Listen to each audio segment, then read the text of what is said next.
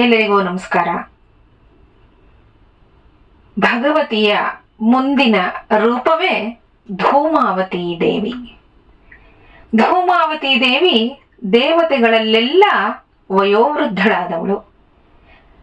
ಉಳಿದೆಲ್ಲ ದೇವತೆಗಳ ಹಿಂದೆ ಧೂಮಾವತಿ ಮಾರ್ಗದರ್ಶಿಯಾಗಿಯೂ ದೈವಗುರು ಅಂತನೂ ಪೂಜಿಸಲ್ಪಡ್ತಾಳೆ. ಸ್ನೇಹಿತರೆ, ನಮ್ಮ ಎಲ್ಲರಿಗೂ ಸಮಾಧಾನ, ಪರವಾಗಿಲ್ಲ, ದೇವತೆಗಳಲ್ಲೂ ವಯಸ್ಸಾದವಳು ಒಬ್ಳು ಇದ್ದಾಳೆ. ನಾವು ಮಾತ್ರ ವಯಸ್ಸಾಗಲ್ಲ, ದೇವತೆಗಳಿಗೂ ವಯಸ್ಸಾಗತ್ತೆ.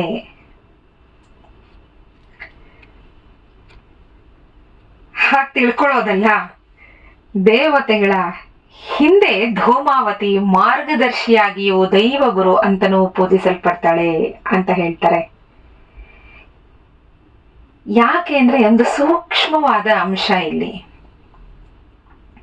ವಯೋವೃದ್ಧರಾದವರಿಗೆ ಅನುಭವ ಜಾಸ್ತಿ, ಅವರಿಗಿಂತ ಕಿರಿಯರಾದವರಿಗೆ ಅವರ ಮಾರ್ಗದರ್ಶನದ ಅವಶ್ಯಕತೆ ಸದಾ ಇರುತ್ತೆ ಅನ್ನೋದನ್ನ ನಾವು ಇದರಲ್ಲಿ ತಿಳಿಬಹುದು. ಅನುಭವ ಮತ್ತೆ ಪ್ರಬುದ್ಧತೆಗಳಿಂದ ಕೂಡಿರೋ ಜ್ಞಾನವನ್ನ ಈಕೆ ನೀಡ್ತಾಳೆ. ಧೂಮ ಅಂದ್ರೆ ಹೊಗೆ, ಹೊಗೆಯಿಂದ ಕೂಡಿದವಳು ಅಂತ. ಏನು ಇದರ ಅಂತರಾರ್ಥ ಅಂದ್ರೆ, ತಿಳಿದಿರೋ ಎಲ್ಲವನ್ನೂ ಮುಸುಕು ಹಾಕಿ ಧೂಮಾವತಿ ಯಾವುದು ತಿಳಿದಿಲ್ವೋ, ಯಾವುದು ಪ್ರಕಟವಾಗಿಲ್ವೋ ಅದನ್ನ ತಿಳಿಸ್ತಾಳೆ, ಅದನ್ನ ಪ್ರಕಟಗೊಳಿಸ್ತಾಳೆ ಅಂತ ಅರ್ಥ. ಅಂದ್ರೆ ಏನು? ನಮ್ಮ ತಿಳುವಳಿಕೆ ಅಲ್ಪ ಪ್ರಮಾಣದ್ದು. ಹೆಚ್ಚು ಅಂದ್ರೆ ಇನ್ನೆಷ್ಟು ತಿಳಿದಿರ್ತೀವಿ? ತ್ರಿಮೂರ್ತಿಗಳು ಏನು ಮಾಡ್ತಾರೆ, ಏನೇನು ಕೆಲಸ ಮಾಡ್ತಾರೆ ಅದನ್ನ ತಿಳಿದಿರ್ತೀವಿ. ನಮ್ಮ ದೇಹ ಏನೇನು ಹೇಗೆ ರಚನೆ ಆಗಿದೆ, ಅದು ಏನೇನು ಕೆಲಸ ಮಾಡತ್ತೆ, ಸ್ವಲ್ಪ ಮಟ್ಟಿಗೆ ಅದನ್ನ ತಿಳಿಯೋಕೆ ಸಾಧ್ಯ.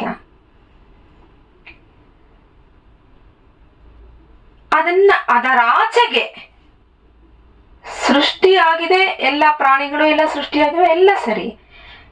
ಅದನ್ನ ಬಿಟ್ಟು ಇನ್ನು ಏನೋ ಒಂದು ಶಕ್ತಿ ನಮ್ಮನ್ನೆಲ್ಲ ನಡೆಸ್ತಾ ಇದೆ ಅನ್ನೋದನ್ನ ನಾವು ತಿಳಿಯೋಕೆ ಸಾಧ್ಯ ಇಲ್ಲ. ನಮ್ಮ ಒಂದು ಚಿಂತನೆಯಲ್ಲಿ ನಮಗೆ ಎಟುಕೋ ಅಂತ ಕೆಲವು ವಿಷಯ ಅದು ನಮಗೆ ಸಿಗಲ್ಲ, ನಮಗೆ ಎಟುಕಲ್ಲ. ಆದರೆ ನಾವು ಅದನ್ನ ನಮಗೆ ಅದು ಸಿಗಬೇಕು ಅಂತ ಆಸೆ ಪಟ್ಟು, ಅದರ ಬಗ್ಗೆ ನಮಗೆ ತಿಳುವಳಿಕೆ ಬರಬೇಕು ಅಂತ ಆಸೆ ಪಡಬೇಕು ಅಂತಂದ್ರೆ, ಅದನ್ನ ತಿಳ್ಕೋಬೇಕಾದರೆ ನಮಗೆ ಧೂಮಾವತಿಯ ಕೃಪೆ ಸದಾ ಇರಬೇಕು. ಯಾಕೆ ಹೇಳ್ತಾ ಇದ್ದೀನಿ ಅಂತ ಅಂದ್ರೆ, ಏನೋ ಅಲ್ಪ ಸ್ವಲ್ಪ ಓದ್ತೀವಿ, ಇದು ಹೀಗಂತೆ, ಇದು ಹೀಗಂತೆ, ಅದು ಹಾಗೆ, ಆ ವಿಷಯ ಅಷ್ಟಕ್ಕೆ ಸೀಮಿತ ಹೋಗ್ಬಿಡುತ್ತೆ. ಆದ್ರೆ ಆ ತತ್ವ ವಿಚಾರಗಳನ್ನ ನಾವು ತಿಳ್ಕೋಬೇಕು.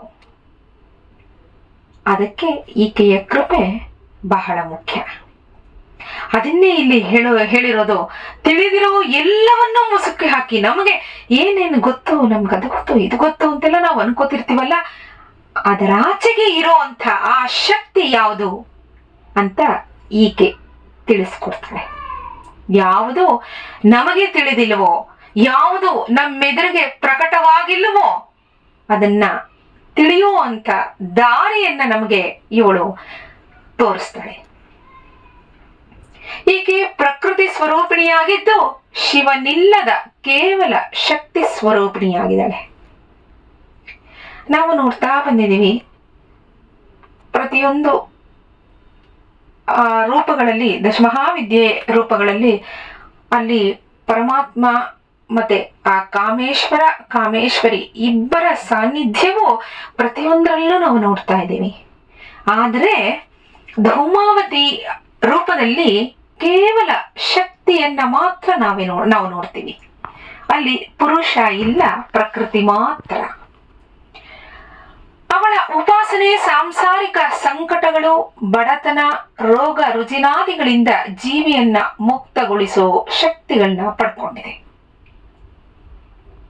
ನಮಗೆ ದೈನಂದಿನ ವ್ಯವಹಾರದಲ್ಲಿ ಏನೇನು ನಾವು ಅನುಭವಿಸ್ತೀವಿ ಅದೆಲ್ಲವನ್ನು, ಆ ಕಷ್ಟ ಕಾರ್ಪಣ್ಯಗಳು ಇವೆಲ್ಲವನ್ನು ನಮಗೆ ಅದರ ಅರಿವನ್ನ ಉಂಟು ಮಾಡಿ, ಹೀಗೆ ಆಗ್ತಾ ಇದೆ ನಮ್ಮ ಜೀವನದಲ್ಲಿ, ನಮ್ಗೆ ಏನು ಅರಿವು ಉಂಟಾಗುತ್ತೆ, ಇದು ಹೀಗೆ ಆಗ್ತಾ ಇದೆ, ಇದು ಕಷ್ಟ, ಈ ಕೆಲಸ ಆದರೆ ನಮಗೆ ಕಷ್ಟ ಆಗತ್ತೆ, ಇದರ ಅರಿವನ್ನ ಮೂಡಿಸ್ತಾಳೆ.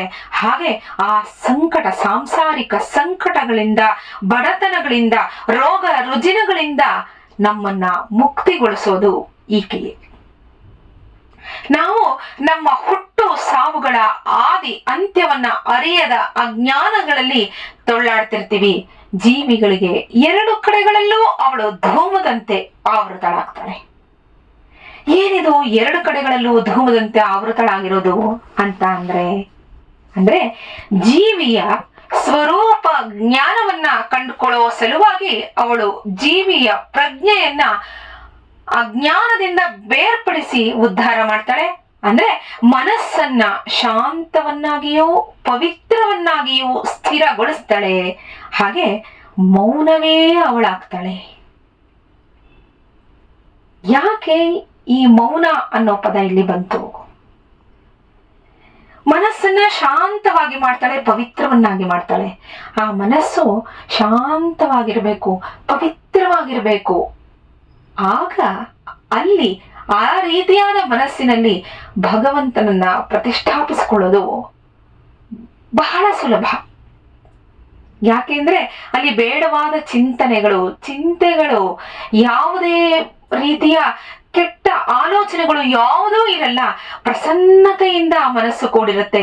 ಆಗ ನಿಜವಾಗಿಯೂ ಇಲ್ಲಿ ಪ್ರತಿಷ್ಠಾಪನೆಗೊಳ್ಬೇಕಾಗಿರೋ ಅಂತ ಒಂದು ಶಕ್ತಿ ಯಾವುದು ಅಂತ ಆಗ ಕಂಡುಕೊಳ್ಳುತ್ತೆ ನಮ್ಮ ಮನಸ್ಸು. ಅದಕ್ಕೆ ಆ ರೀತಿಯ ಶಾಂತ ಭಾವವನ್ನ, ಪವಿತ್ರತೆಯನ್ನ ಸ್ಥಿರಗೊಳಿಸ್ತಾಳೆ ಈಕೆ. ಆಗ ಯೋಗಿಯಾದವನು ಹೇಗಿರ್ಬೇಕು? ಎಲ್ಲ ಸಂಘದಿಂದ ಪರಿತ್ಯಕ್ತನಾಗಿ ಅವನೊಬ್ಬನೇ ಕೂತಿರ್ತಾನೆ ಧ್ಯಾನದಲ್ಲಿ.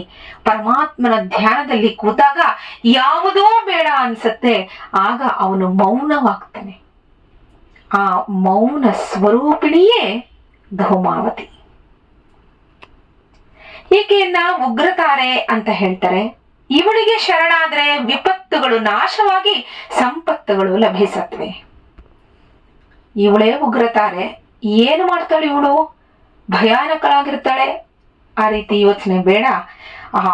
ನಮಗೆ ನಮ್ಮ ಜೀವನದಲ್ಲಿ ಯಾವುದು ಉಗ್ರವಾಗಿ ಬರುತ್ತೋ, ಅಂದ್ರೆ ನಮಗೆ ಸಹಿಸೋಕೆ ಸಾಧ್ಯವಾಗದಲೇ ಇರುವಂತ ಕಷ್ಟ ಕಾರ್ಪಣ್ಯಗಳನ್ನ ಈಕೆ ನಾಶಗೊಳಿಸಿ, ಆ ವಿಪತ್ತುಗಳನ್ನ ನಾಶಗೊಳಿಸಿ ನಮಗೆ ಸಂಪತ್ತುಗಳು ಲಭಿಸೋ ಹಾಗೆ ಮಾಡ್ತಾಳೆ. ಆಗಮಗಳಲ್ಲಿ ಈಕೆಯನ್ನ ಅಭಾವ ಸಂಕಟಗಳನ್ನ ದೂರ ಮಾಡೋದಾಗಿ ವರ್ಣಿಸಿದ್ದಾರೆ. ಈಕೆ ಕಾಳಿಯ ಗುಣಗಳನ್ನ ಹೊಂದಿ ಚಿನ್ನಮಸ್ತಾದೇವಿಗೂ ಹಿರಿಯಳಾಗಿದ್ದಾಳೆ. ಅವಳು ಕಾಲಾತೀತಳಾಗಿದ್ದಾಳೆ ಧೂಮಾವತಿ. ಜೀವಿಯನ್ನ ಅವರ ದೇಹ ಭಾವದಿಂದ ಅನುಭವಿಸೋ ಭವ ಬಂಧನಗಳ ಪಾಶದಿಂದ ಮುಕ್ತಗೊಳಿಸೋ ಕರುಣಾಭಾವವನ್ನ ಹೊಂದಿದಳೆ. ನಮ್ಮ ಹೃದಯ ಸ್ಥಾನದಲ್ಲಿ ಅವಳು ಸ್ಥಿತಳಾಗಿದ್ದಾಳೆ. ಕರುಣೆ ಅನ್ನೋದು ನಮ್ಮ ಹೃದಯ ಸ್ಥಾನದಲ್ಲಿ ಇರುವಂಥದ್ದು. ಅಲ್ಲಿ ಆಕೆ ಯಾವಾಗ್ಲೂ ನೆಲೆಸಿರ್ತಾಳಂತೆ. ಅದನ್ನ ನಾವು ಜಾಗೃತಗೊಳಿಸ್ಕೋಬೇಕು. ಅದು ಜಾಗೃತವಾಗ್ಬೇಕು ಅಂದ್ರೆ ನಮಗೆ ಧೂಮಾವತಿಯ ಕೃಪೆ ಸದಾ ಇರಬೇಕು. ಜೀವಿಗೆ ಅದೇ ಮುಖ್ಯ ಅಲ್ವಾ? ಕರುಣೆ ಎನ್ನದೇ ಮುಖ್ಯ. ಮಹಾತಾಯಿ ನಮ್ಮ ಮೇಲೆ ಸದಾ ಕಾರುಣ್ಯಾಮೃತವನ್ನ ಅವಳು ಸುರಿಸೋವಾಗ ಅದರಲ್ಲಿ ಕಿಂಚಿತ್ತಾದ್ರೂ ಅದನ್ನ ಪಡ್ಕೊಳ್ಳುವಂತ ಯೋಗ್ಯತೆ ಯಾರು ನಾವು ಪಡ್ಕೋಬೇಕು.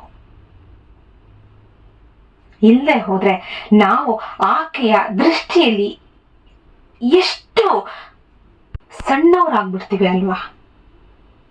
ಅದರಿಂದ ಅದಕ್ಕೆ ಮೊದಲೇ ಹೇಳಿರೋದು, ಧೂಮಾವತಿ ದೇವಿ ವಯೋವೃದ್ಧಳು, ಅನುಭವ ಜಾಸ್ತಿ ಆಕೆಗೆ.